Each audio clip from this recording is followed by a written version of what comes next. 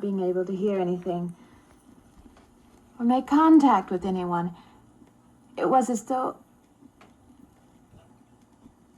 for a time I didn't exist. As though I had no place in the world.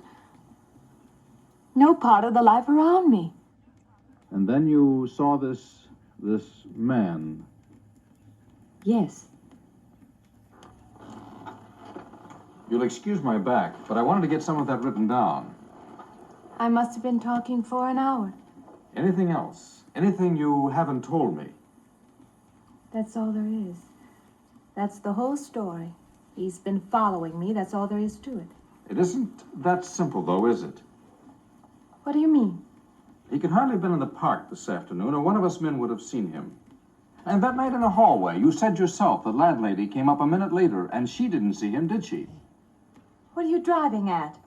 It's been less than a week since you were in a car that crashed into the river. How you got out of that, no one seems to know.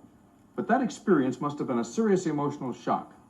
You think I imagined all of it, don't you? You think I'm insane? I didn't say that. I don't mean that. I'm a competent person.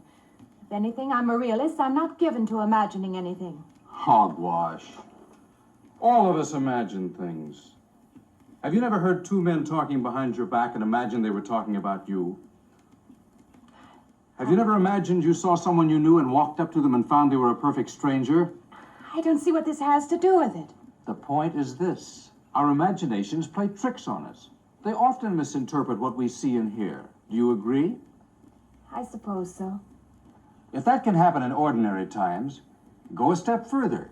Look what can happen in a high fever or following a serious emotional shock. It doesn't seem possible that I could have imagined all of it.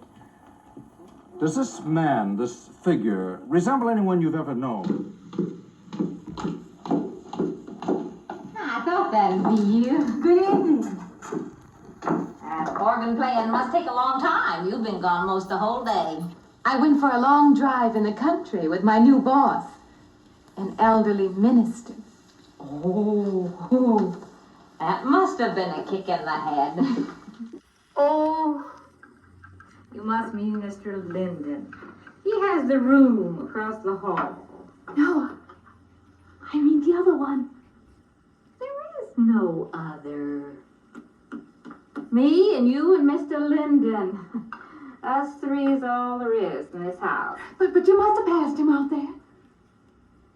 You're needing this food. Going about eating makes you jumpy sometimes.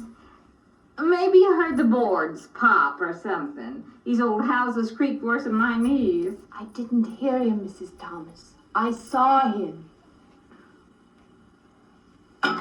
Now, don't talk that way. I don't sleep so good as it is.